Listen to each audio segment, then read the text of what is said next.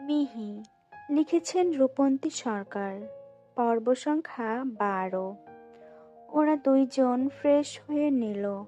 অভ্র এসে দরজায় নক করে।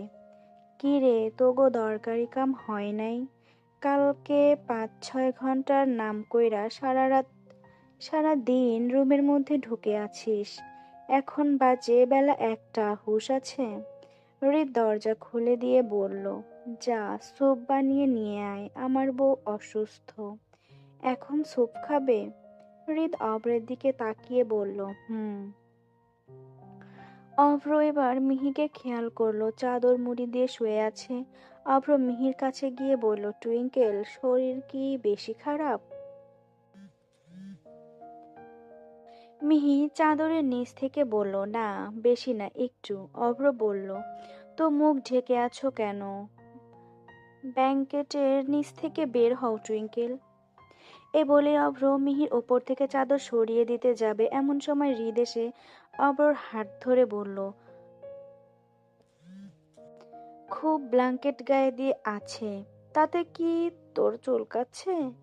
যা স্যুপ বানিয়ে নিয়ে আয়, আমার পাখি অসুস্থ। হ, দুনিয়ায় তো গো একারই বিয়া হইছে, তোর পাখি একাই অসুস্থ হয়, আজ কেউ নাই বইলা। মিহি হঠাৎ বলে ওঠে, তিথি আপু তো আছে। মিহির কথা শুনে অভ্র মুখ ফুলিয়ে চলে গেল। এর মধ্যেই হৃদের কাছে পুলিশের কল আসে। হৃদ বেলকনিতে চলে যায়। ওই পাশ থেকে একটা পুলিশ বলল, মিস্টার চৌধুরী, আমরা ডক্টর ক্রিভানের বিষয় তদন্ত করেছি এবং কিছু জিনিস জানতে পেরেছি। আপনি ইমিডিয়েটলি পুলিশ স্টেশনে আসুন। আচ্ছা, যাচ্ছি। এইদিকে হৃদ মিহির কাছে এসে ওর কানে কানে বলল, তুমি খেয়ে একটু রেস্ট নিও প্রিন্সেস, কালকে থেকে তোমার উপর অনেক ধকল গেছে। আমি একটু পুলিশ স্টেশন যাচ্ছি, টাটা। এ বলে হৃদ চলে গেল। এইদিকে কৃভানকে রাতে অনেক মারধর করা হয়েছে, এখনো ওর মুখ কিন্তু কিছুতেই মিহির নাম নেওয়া বন্ধ করছে না। হাউমাউ করে কাঁদছে আর মিহির নাম নিয়ে যাচ্ছে। একসাথে 2-3 জন পুলিশ মিলে কৃভানকে শান্ত করতে পারছে না। একজন পুলিশ অফিসার বলল, আরে ভাই, ওই মেয়েটা বিবাহিত, দুনিয়া এত মেয়ে থাকতে ওর জন্য কান্না করতে হবে? কৃভান একটু হেসে বলল, ও আমার বারবি ডাল, ও আবার আমার কাছে এসেছে, একটু না হয় ভালোবেসেছি, তাই বলে আমাকে এভাবে মারবেন? দেখ ভাই, একে তো তুই অন্যের বউকে কিডন্যাপ করেছিস, তার উপর মেয়েটাকে হয়তো বাজেভাবে স্পর্শ করেছিস, যার কারণে মেয়েটা সুইসাইড করার চেষ্টা করেছে। এক কথায় তুই ওকে বাধ্য করেছিস, তাহলে তো ওকে কি ছেড়ে দিব? কৃভান এবার জোরে চিৎকার করে বলল, আল্লাহর কসম, আমি ওরে বাজেভাবে স্পর্শ করিনি। ও তো আমার বারবি ডল, ওকে বাজেভাবে ছোঁয়া কোনো ইচ্ছে ছিল না আমার। আমি জানি না ও কেন এমন করছিল, ও আমাকে কেন এত ঘৃণা করছিল। আগে তো আমাকে খুব ভালোবাসতো, এখন কেন বাসে না? যাই হোক, আমার ও আমারই। ঘৃণা করলে করুক, আমি ওকে ভালোবাসলেই হবে। পুলিশ পুলিশগুলো এবার ভালোভাবে কৃভানকে বোঝাতে লাগলো, কিন্তু কিছুতে শুনছে না। নিজের মতো আবোল তাবোল বকে যাচ্ছে। কৃভান কিছুতেই ওর ভুল স্বীকার করছে না। পুলিশগুলো এবার ওকে ইচ্ছে মতো মারতে থাকে। দীর্ঘ সময় মারধরের পর কৃভান অবশেষে সেন্সলেস হয়ে পড়ে। অবস্থা এতটাই খারাপ হয় যে সঙ্গে সঙ্গে তাকে হাসপাতালে নেওয়া হয়। অন্যদিকে হৃদ পুলিশ স্টেশনে এসে কৃভানকে না পেয়ে জানতে পায় তাকে হাসপাতালে পাঠানো হয়েছে। কোনো কথা না বাড়িয়ে সেও সোজা হাসপাতালের দিকে রওনা হয়।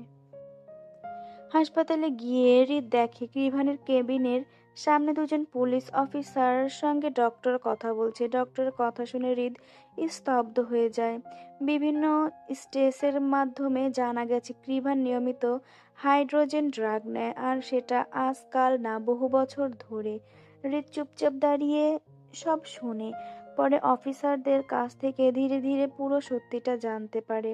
কৃভানের শৈশব কেটেছে একা একা। বাবা মা দুজনই কার অ্যাক্সিডেন্টে মারা যাওয়ার পর তাকে পাঠিয়ে দেওয়া হয় চাচার বাড়িতে। সেখানে তার চাচার সম্পত্তির ভাগ দিতে হবে বলে ওকে অনেক নির্যাতন, শারীরিক মারধর, মানসিক অত্যাচার, অবহেলা করে। অথচ এত কিছুর ভেতরে কৃভান পড়াশোনায় অসম্ভব ভালো ছিল, কিন্তু মাঝে মাঝেই অন্যমনস্ক হয়ে যেত, আচরণের অস্বাভাবিকতা দেখা দিত। এরপর মেডিকেল কলেজে ভর্তি হয়। কৃভান ছিল অনেক শান্ত প্রকৃতির, কারোর সাথে তেমন কথা বলতো না। ওদের ডিপার্টমেন্টের একটা মেয়ে ছিল, নাম স্নিগ্ধা। মেয়েটা অসম্ভব সুন্দর। কৃভানের সাথে ওর খুব ভালো বন্ধুত্ব হয়। এরপর ওরা একসাথে 2 বছর থাকে। আস্তে আস্তে ওদের মধ্যে ভালোবাসার সম্পর্ক তৈরি হয়। কৃভান স্নিগ্ধাকে বারবিডল বলে ডাকতো।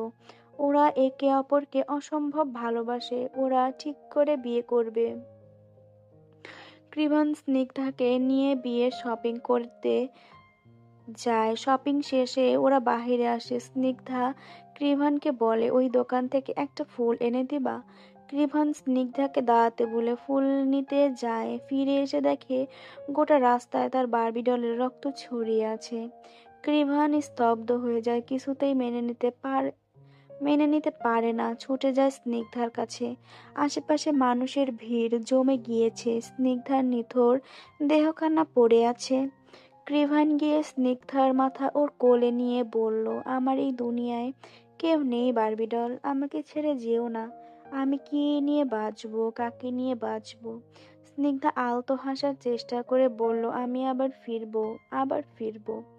এরপরও শেষ নিঃশ্বাস ত্যাগ করে। সেদিন কৃভান কেঁদেছিল, খুব কেঁদেছিল। তখন থেকেও ও আশা করে থাকে ওর বারবি ডল ওকে কথা দিয়েছে সে ফিরবে।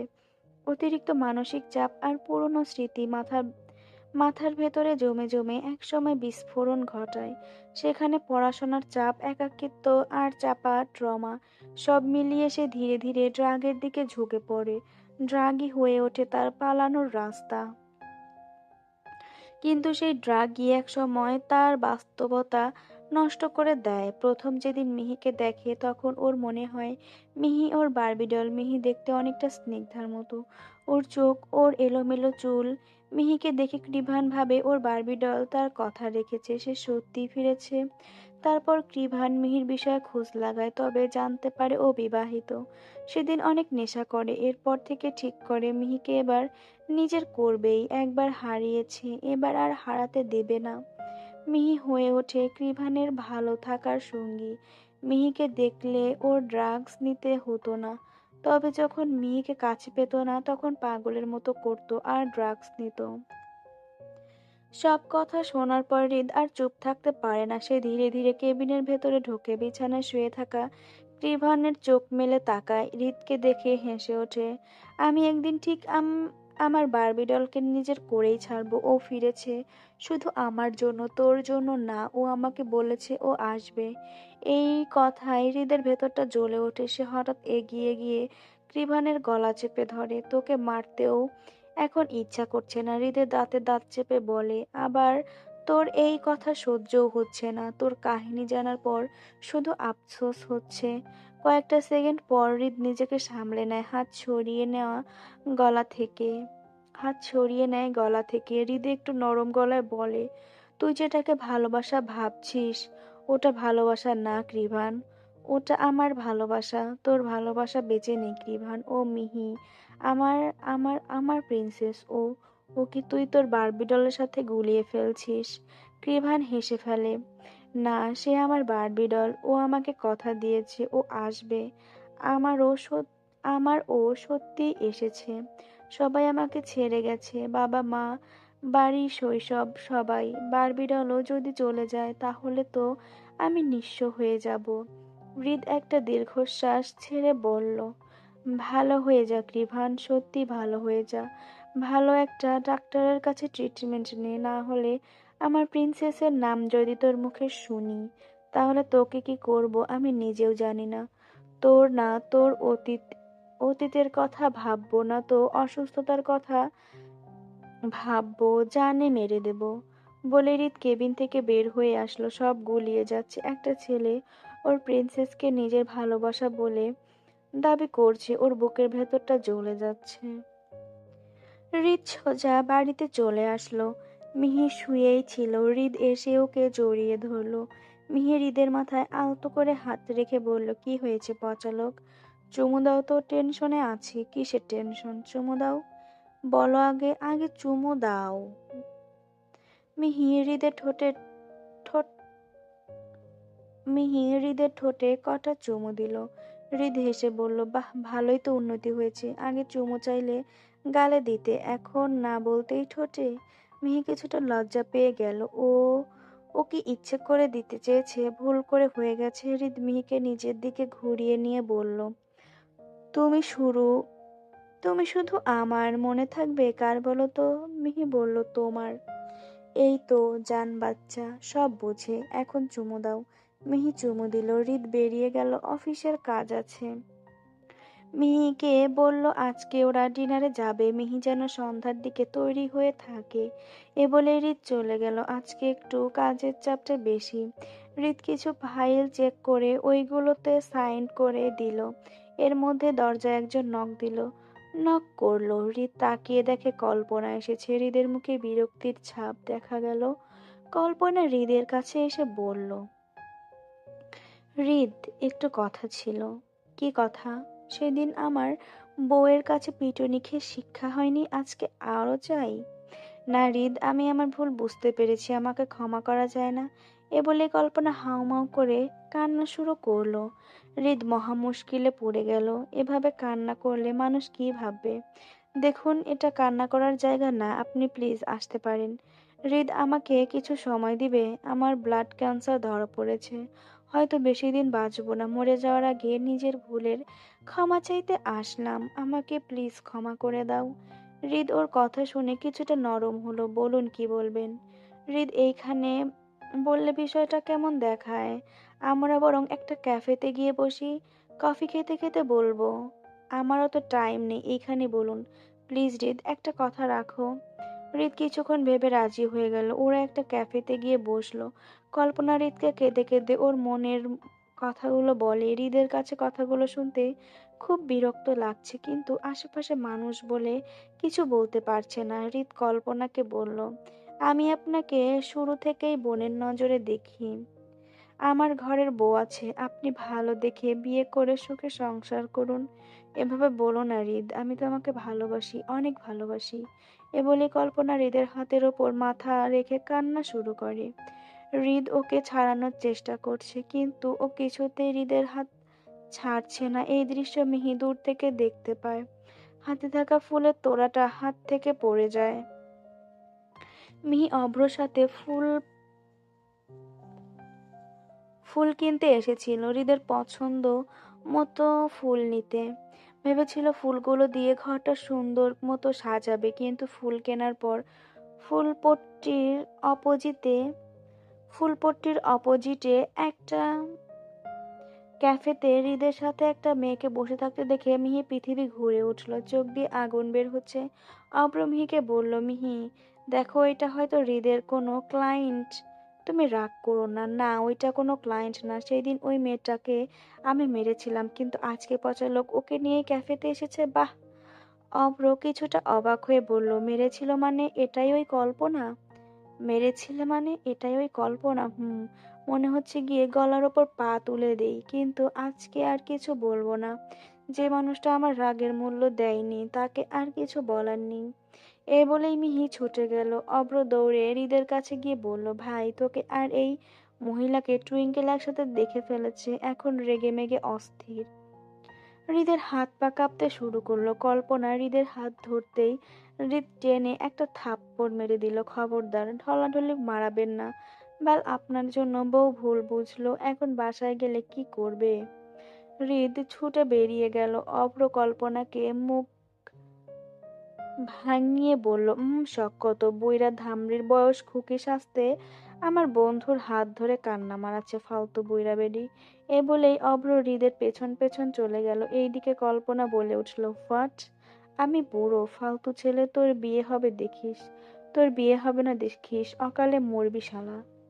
অভ্র পেছন থেকে চিল্লিয়ে বলল, সেম টু ইউ। কল্পনার আগে দুঃখে চলে গেল। এইদিকে হৃদ মিহির পেছন পেছন এসে বলল, প্রিন্সেস, প্লিজ ভুল বুঝো না।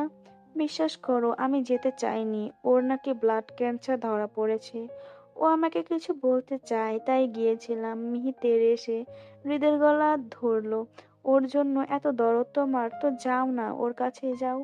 পা ধরি পাখি, রাগ করো না, আর কখনো এমন করবো না, ধ্বংস করে দেবো সব। এ বলেই মিহি তেড়ে গিয়ে কাচের একটা গ্লাস ফেলে দিল।